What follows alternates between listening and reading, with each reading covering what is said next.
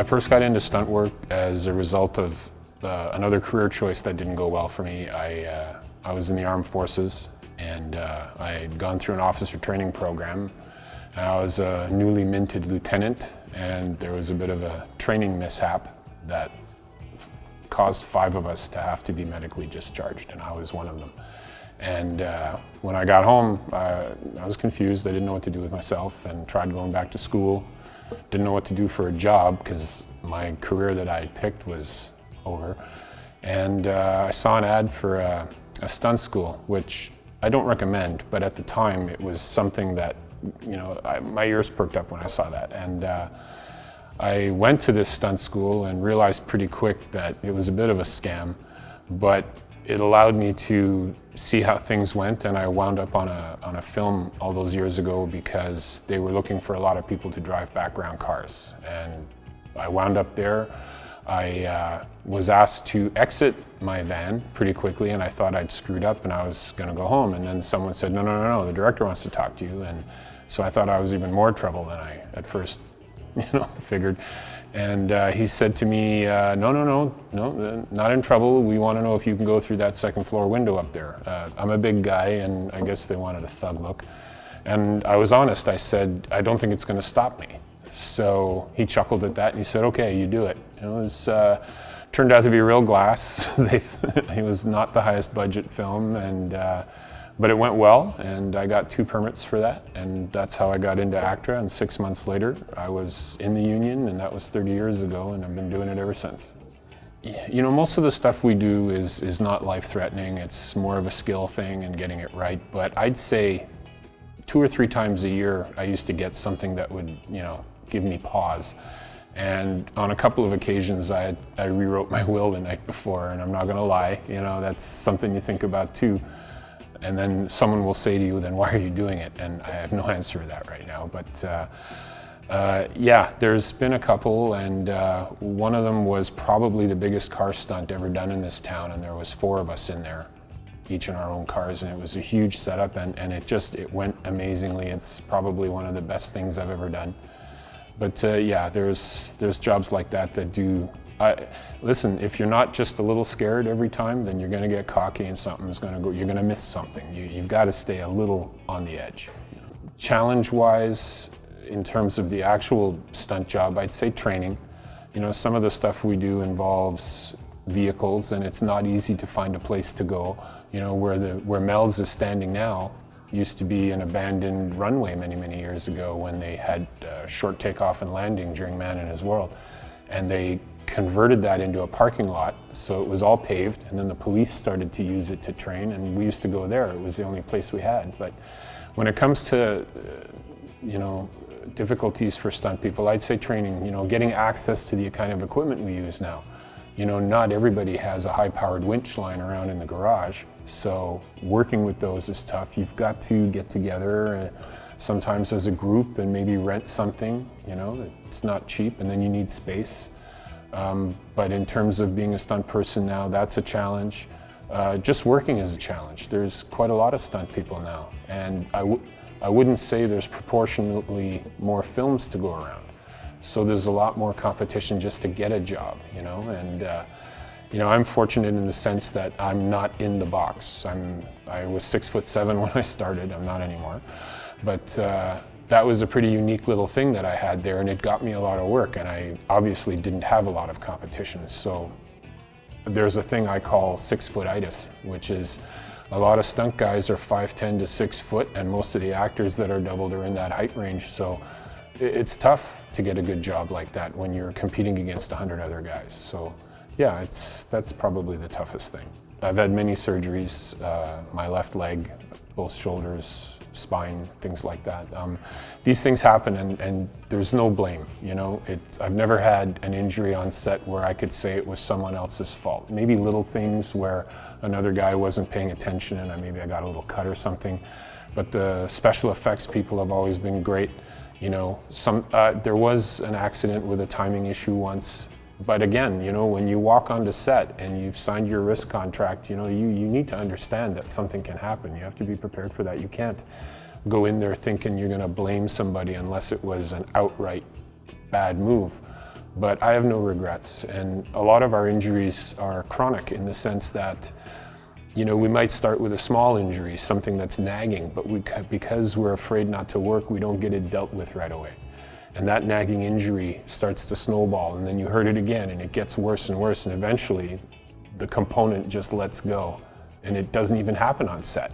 It started on set, but because you didn't deal with it, one day you'll just be doing something at home and boom, the knee lets go or something.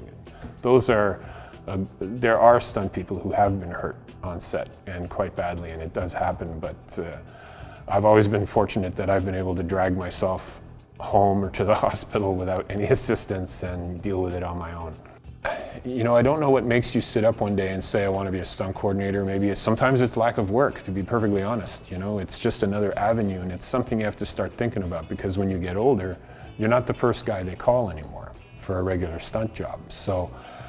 But not everybody can be a coordinator either. There isn't room for it. So people with certain skill sets or organizational abilities or problem solvers, someone who's wired like that, usually can be a good stunt coordinator, you know, and there are many good stunt coordinators. And I made the transition because a friend needed some help on a low budget film, and you know, I did it. And once you work for a few people, and also you have to remember that other people are moving up the ladder in this business as well.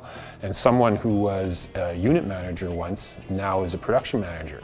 And if he likes you just as a person, because he's been around you, he might call you and say, hey, how do you feel about coordinating this for me? I'm PMing now. So that's how it happens too. And that's probably how it happened for me. And once I was in, you know, your name gets known, and you know, and I've made mistakes too. I fell out of favor for a few years as well. You can be flavor of the month quite easily in this business. So sometimes I have a rule, like, you know, people are people, and anyone, you know, I don't ask people to act a certain way, but one thing I don't like is drama. And sometimes, you know, when you have too much drama on set, other departments can be affected, you know. And the last thing that I like is when another department head like wardrobe or accounting calls me and complains about the behavior of, you know, X, Y, or Z person. That can be a challenge. So, you know, I just let everybody know up front now that, you know, on these bigger shows, do not be the cause of drama. The other thing is, you have to remember that stunt people are wired a certain way, you know, T-type personality, so you've got egos at play here too, and competitiveness. And that can actually get in the way sometimes, you know. You might ask a stunt person, look, I don't need you to squeal the tires. They don't want that, but they'll do it anyway. And they don't realize that, you know, you're annoying the director here. You know, he's coming over and talking to me, and you might think you're impressing people, but you're not. You know, the thing about it is sometimes it's hard not to do more. You know, I understand that you're good at something and you want to show people, but, you know, if a director says, give me 60%, and I tell the stunt guy, give me 60%, and he gives me 100, now we're stuck, because the director might come and say, okay, let me see 80. Well, you just showed him 100, now we're stuck. So it's the hardest thing sometimes is getting stunt people to hold back sometimes, you know, to save it for later when they really need it. And another challenge is, you know, sometimes just deciding who works. You know, you want to spread the work around. And you know, you don't want to hurt people's feelings, and you don't want someone sitting at home wondering, why didn't I get this job? And that's hard too. And that's what was nice about the X-Men film, is because I needed so many people that everybody got a fair shake. My advice to aspiring stunt performers would be, you got to get good at something. There's some very talented people out there right now. You know, these newer generations with the skateboarding and the rollerblading and the wingsuits and the extreme motorcycle stuff. You know, I came from a motorcycle background, and I thought I was pretty good when I was young. And I watch these kids now, and I'm just so impressed, and I'm so in awe of what they can do now. They're almost fearless. And these are the people you got to compete with. You know, you cannot come into this business unless you're very good at something. Another reason is you might really look like somebody, you know, and being somebody's double can be a real bonus. But yeah, my thing is, don't walk into this business just because you want to make some money and it's about the glory. You know, you have to be good. You have to be good to make it in this business, and it's training. It's train. We've got the martial artists. They train constantly. We've got car people. you know, and some of them do tend to do it in their off time. It's very important that you have some sort of skill set before coming in. Be good. You know, if there's the courses in LA for the stunt driving, Toronto has some. It's been tried here. It doesn't always go that well in terms of popularity. But when it's something specific like that, that's a great opportunity to pick up some skills. I mean, not everybody knows how or why a car does a 360 or a certain thing, the mechanics of it, like the timing of what I need to do when. And people are shocked to learn sometimes how certain stunts are done in cars or other aspects. And the schools can be good for that. A general stunt school, I'm not going to say I don't recommend that, but it's not something that I look for on a resume. But if you've been to a specific driving training program or something or anything like that with that back, if you're a rally driver, I mean, who needs a stunt school if you do this for fun and this is a basic skill set. But yeah, there's some stunt schools that are all right. There were other shows that were fun. You know, I coordinated a TV series called Blue Mountain State, which didn't have a lot of big stunts on it. You know, it was basically like a National Lampoon type, Animal House type thing. But it was just a lot of fun to be on. It was a very tight crew, and the people in the film, in the series, were so bloody funny that, you know, the first take you could never keep because the crew would always be laughing or blowing water out their nose because these people were so funny. It was just a really enjoyable project to be on. X-Men, again, was very satisfying. There's been a few. In terms of stunt work, I did a commercial many years ago for Goodyear where I had to drive an Audi down a ski hill in Calgary. And I did this for a week racing against Rob Boyd, one of the best skiers Canada has ever put out. And I never had so much fun in my whole career because they just let me go nuts. They just said, do whatever you can and we'll film it. And I just was flying this car down this mountain for a week, and it was just, I can't describe the feeling of sitting in the Rockies in your car at the top of a ski hill and they just say go. You know, it was a lot of fun. The most dangerous thing that I've ever done is, to put it, someone else asked me that question many years ago. I got interviewed by Entertainment Tonight while I was doing something in Russia. And the woman interviewing me asked the same thing, and I said dialogue. And she stopped the interview and went like this and said, no, we want to know what scared you the most on set. And they rolled camera again, and I said lines.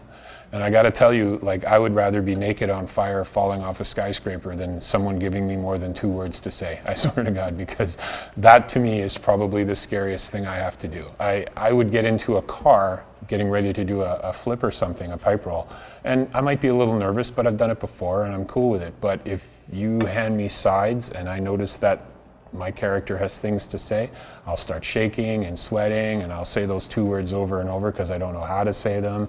And I think a lot of stunt people will tell you the same thing, that, we didn't get into the business as actors and it's not our forte. And, for me, that is by far the scariest thing I've ever had to do is dialogue. Much respect for the acting profession I have.